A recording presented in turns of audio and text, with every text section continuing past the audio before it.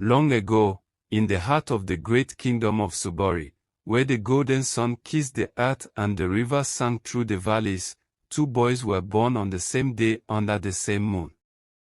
Their names were Jengo and Abedi. Their mothers, both expectant on that fateful night, had taken the long journey to visit the revered village seer, old Mama Nyanja, to inquire about their sons' destinies. Sitting before the fire, Mama Nyanja closed her eyes and murmured ancient words. The flames flickered, casting eerie shadows on her wrinkled face. She turned to Jengo's mother first and spoke with a voice that seemed to echo beyond the hut. Your son, Jengo, is destined for greatness. He shall be a mighty king, and the land will bow before him.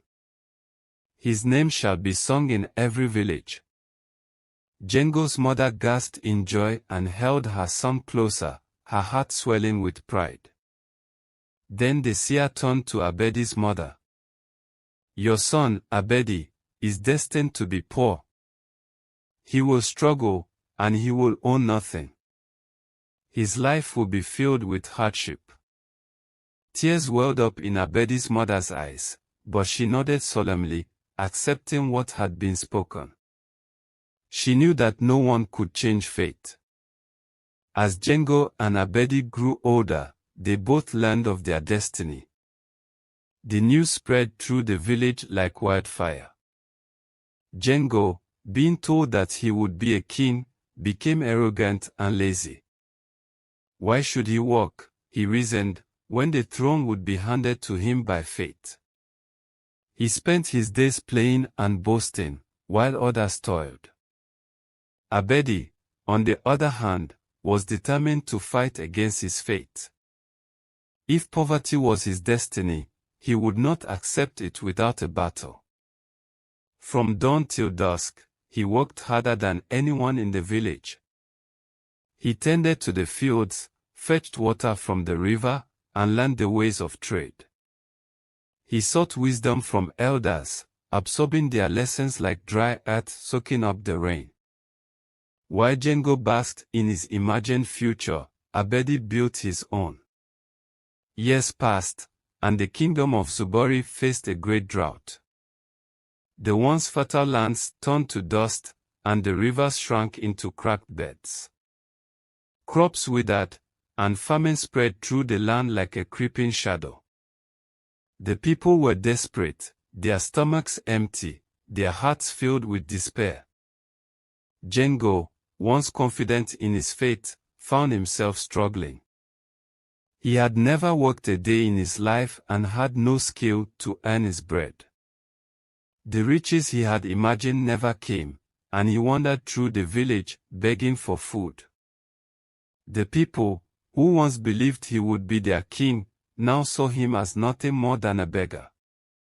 Meanwhile, Abedi's hard work bore fruit.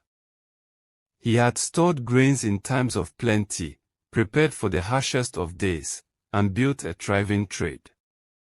He was now the wealthiest man in the village. People came to him for food, and he generously shared, ensuring that no one in his village starved. His wisdom and foresight had saved the people, and they praised him for his kindness and diligence. One fateful evening, Jengo, thin and weak, knocked on Abedi's door. The sight of his childhood friend, now a rich and respected man, filled him with shame. He had once laughed at Abedi's efforts, believing himself above such struggles. But now, standing before him in rags, he realized the painful truth: fate had given them nothing. Their actions had shaped their destinies. Abedi welcomed Jengo inside and gave him food. As Jengo ate, he looked up with tears in his eyes. I was told I would be king, he whispered. I believed it, so I did nothing. You were told you would be poor, and you fought against it. Now, look at us. Abedi placed a hand on his friend's shoulder. Our destiny was never written in stone, Jengo. It was in our hands all along. That night, the lesson of hard work and determination spread throughout the land. The people of Zubari learned that faith is not a gift given by the stars but a path forged by one's own hands.